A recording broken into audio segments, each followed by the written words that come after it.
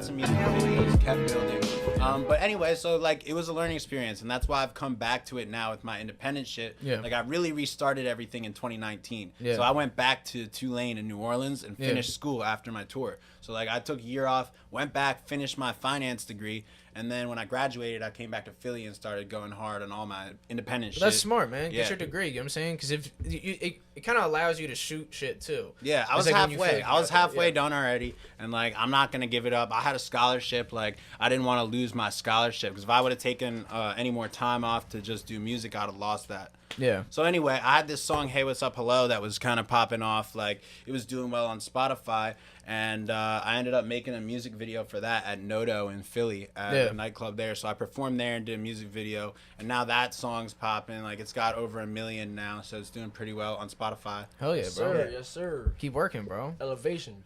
So you're involved in cryptocurrency, right? Yeah. That's what my album Crypto Rich is about. I mean, it's a big part of my story. Is I took the money that I made with Jordan Belfort and I ended up putting that into Bitcoin and Ethereum, and that was like back in 2016. And if you don't mind me asking, did that work out for you? Oh yeah, that worked out for me well, but really well. You know, like it. Not only did it work out for me well in terms of like, I made some money off the investment. That was dope. But also, it really I found an interest in it, and it's now something I do like full time. So in addition to what I'm doing with music, cryptocurrency, investing, as well as just helping to build out that industry is a big part of what I do. So for the people that don't know, what exactly is a cryptocurrency? Because some people hear that shit and It's just electric money. It's a scam. It's a no, scam. but it's electric money, right? Yeah, it's just a form of money that exists on the internet. So, you've got the dollar, which it exists in the U.S.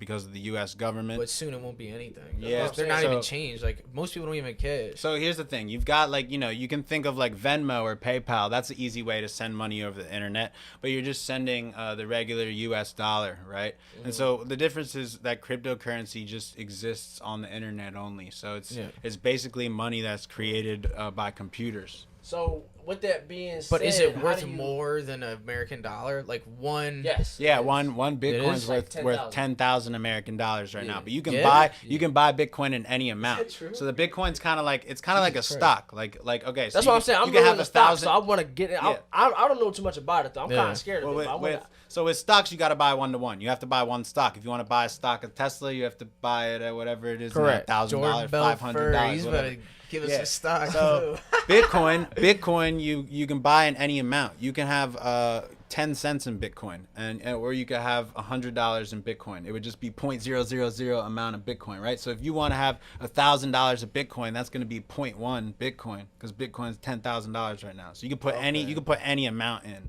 So with that being said, you can own like who takes cryptocurrency? Where can you spend this cryptocurrency? Yeah, right now I wouldn't look at it like that. There's not a lot of places you're gonna spend it. Like right now, it's more of an investment vehicle, and I would say it's like a stock, in that it's gonna pay off. See the money build. Yeah. So it's similar to investing in gold. Why do people buy gold? Because it's a store of value. It's something that everybody genuinely sees as valuable, because it has use cases. So cryptocurrency also has use cases in finance, right?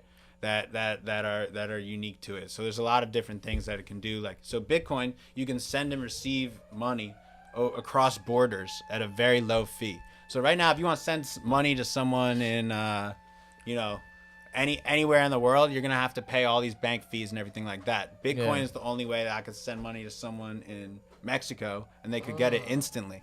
So that's like a international currency right there. So you could buy shit on like the dark web with that, John. Yeah, you can buy shit on the dark web. You can buy anything. That's right. That's where I found Bitcoin. Yeah, I was gonna say. I originally found Bitcoin on Silk Road in the dark web and everything, and that was back in like 2012. I never even seen it. What does it look like? Does it look like an actual like website? No, it's probably just a list of some fucked up ass shit. Yeah, it's just like a little like forum, all that dark it's like web. It's like Reddit. It's like the before Reddit. Yeah, it's like Reddit. That's right. Yeah. It's just like Is plain. it? Pretty much, but it's just like a dark. I mean, you could get like guns and shit. It's like Reddit with crack. You could be like, it's like you need guns or meth or fucking angel dust. It's like Reddit with PCP and shit. Hitman and shit. Yeah. So I mean, anything. Lots of fucked up shit. But here's the thing: you can bet. My bad. You could bet on the web how many suicides there are a year. Yeah, wow. I'm sure you can. Or in a day. You can say like there's 3 suicides in a day in a city, and guess what you could do? you could just kind of. I don't know who's gonna take the other side, but I probably shouldn't say that.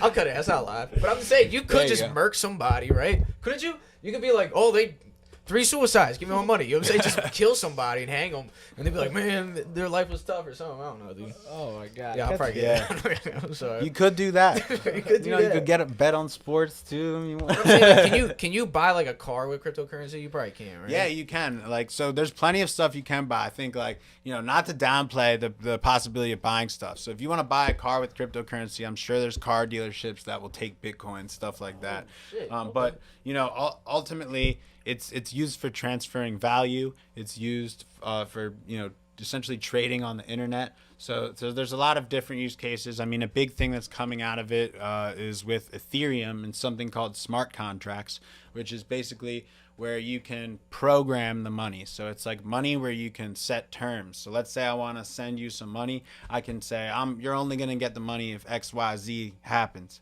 So it's like programmable money. You can build programs. Wow. Into the So money. but is it only based off numbers? So it's what like, if you said this company, like you invest in it, like, or not even invest, but like you buy some, it's kind of like you get this back. I got you. Is it only based off numbers, or is it theory? Like, could you be like, you got to fucking clean my house 6 times? Yeah. And then like on the computer, like they'll make sure that you yeah, so like that's pretty much right. Like it's a simplified version. So like, we can think of like, let's say I wanna sell you weed, right? And right now I'm gonna sell you weed and you're gonna send me a Venmo, right? If you send me a Venmo, it's going to go through right away. Right. But if we could program the transaction, you might want to say, all right, I'm going to send you the Venmo, but it's only going to go through once I have my weed. Right? That's great. But so that's the kind of thing we create. Like you just have to agree to it, right? It's like a written contract, and you send it to them, and it's like once you agree to it, right? Then it kind of that's right. And so this already exists in the real world. It's called escrow. And it's something that's gonna fuck up a lot. So like when you buy a house, for example, right? When you go buy a house, you gotta send money to a bank, which holds it in escrow. Because the problem is there's what's called counterparty risk, which is like you don't want to send money someone for a house and then have an issue with the title or whatever, and not be able to get the property. So a bank holds it for you. So the idea here is using the technology and the internet, you can actually do it without the bank in the middle. So a big part of what cryptos is doing is helping to remove some of these administrative processes, these big banks that are taking all this money for just doing administrative stuff. So that's like the interest of because what it is like most banks take your money by just handling it. Like, do you know what I'm saying? If you were able to handle your own money, you wouldn't need a bank. Right, and that's what this is all about. That's what it's about. Cross-border payments, handling your own money. You hold Bitcoin in your Bitcoin wallet. Nobody can access it except you. If you hold stocks in your trading account, you're technically not in possession of it. So it's like holding cash versus holding your money in the bank. Same with electric money. It was tripping me out. Like seeing all the shit with the coins and stuff, it is tripping me out where it's like, dude, is money even valuable anymore? Or is it this online money? Like everything in my bank, like, ain't that crazy? Right. If the internet went out, I got like no bread. If the bank was closed, I got like no bread. So that's it. As we move more to cryptocurrencies advancing, it's as easy as having Bitcoin on your phone and then you pay like that. You don't need your credit card anymore. You don't have to pay the credit card company, right? Because you can do electronic payments without. It's like gold. It's like having like selling a little piece of gold and they're like, oh shit. So I'll tell you this. I just dropped a song. It's called Flash Drive. Flash Drive. Couple milli on a stick. Wow. Don't get caught no encryption because I got crypto rich. Wow. I read the white paper. That shit's hot. So, but that's literally about it literally goes, I could send it across the border. You don't need to take a trip. So you're actually spitting. You're actually giving off some gems in this shit. Oh yeah, 100%. Yo, check out Flash Drive. That shit's hot. That's all about crypto. Like, that's the thing. With crypto, you can have a flash drive with $1 million on it. I can have a flash drive that you could literally plug into your laptop right now and then access $1 million by going on one of these and just going anywhere and selling it. So there's tons of places you can sell Bitcoin. Like Coinbase is one, for example. It's a huge regulated company. They do billions of dollars per year in trading. So that means I could sell $1 million in Bitcoin right now and have $1 million of cash. There's a lot of trading that goes on, a lot. So remember how you said it's like a stock? Yeah. So with that being said, like say if I put money into a Nike stock. Yeah. Or no, for example, say I put money into an Apple stock, and Apple comes out with a new phone or whatever, and the stock shoots all the way up. How does it work with Bitcoin? So the way that Bitcoin goes up, because if I put my money in Bitcoin, does it work? Can it drop? Like, does it grow if people invest in Bitcoin? Is that how it works? That's right. So the way that Bitcoin is going to grow is only when people invest in it. There's a set amount of Bitcoins. The more people that are using it, the more it grows. So it essentially grows the more people that are using it for payments, for holding money, etc. But it doesn't have the same thing which Nike has, which is it doesn't have an underlying business which is profiting to create the value of it. So that's a very, very different type of asset. That's interesting. Okay. Yeah. So it's who very owns different. Bitcoin? It can go down. That's what I'm about to say. Who the fuck owns Bitcoin? So what if the value drops? What if the value drops? Here's the thing. Bitcoin, somebody making money behind all this. That's what I'm saying. Someone's like besides the people. This is where it's gonna get a little crazy. So stick with me. All right, go ahead. I'm deep. Bitcoin is a code that someone made. Okay. Yeah. And basically, think of how a credit card works. I swipe my card, and then the transaction goes to a big warehouse of computers that process it, because Visa has a warehouse where they process my transaction. Right. You feel that? Yeah. So here's how Bitcoin works. Bitcoin is a code that allows anybody to use their computer to help process transactions. And so instead of like Visa owning all the computers and processing your transaction, when you pay with Bitcoin, it gets routed to anybody in the world who decides to use their processing power to help it out. So basically, it's like a free. So everybody benefits. So everybody. We are the ones making it. Exactly. Yeah. Well, in some sense, yeah. So the way it really works is that now there's all these big factories around the world that are processing Bitcoin transactions, right? But they get paid out in Bitcoin from the code that is Bitcoin. And so the whole thing, they found a finesse. So finesse. Where they at? It's complicated. Where they at? Right? Where are they? It's cool though. Let me talk to the motherfucker. Let me be like, hey man, where is all this? Where is all this? The guy is named Satoshi Nakamoto. Nobody knows who it is. It's an anonymous person. You can look all this up. It's crazy. I mean, this is what got me into crypto. It's fascinating. It's just like, damn, how did they figure this out? Probably 'cause I'm high as shit. Yeah, you're high as shit. Yo, and that's what I do. I get high as shit, and I'm like, Satoshi Nakamoto, this motherfucker invented Bitcoin, which is worth $100 billion, and he disappeared. He has $2 billion of Bitcoin or some shit sitting in an address that only he can access, and he's never moved. So wait, is it like, all right, so when you talk about when you talk about a code, right? It's crazy. When you talk about a code that's like kind of, it's uncrackable, right? Isn't that what money is? So it's like you can't crack. That's the whole point of like a Visa transaction. It's like that protects your money, right? Yeah. So it's kind of like, it's not, people can't crack into it because it's under Visa. That's why people like trust big companies, because they think no one can hack into them. Right. So the reason Bitcoin is as big as it is now is because people have reviewed the code so much, and they've determined that, yeah, this really works. Everybody around the world can do these transactions. Nobody's getting scammed. They're getting paid the right amount, and but you don't have that layer of security where you have like a Visa. Like, if Visa's warehouse breaks down, they've got a ton of other money to fix it. If something goes wrong with Bitcoin and everybody jumps ship, it's over like that. So that's true. I'm not gonna get on here and say and spit some bullshit. I'm only gonna spit facts. I feel you, brother.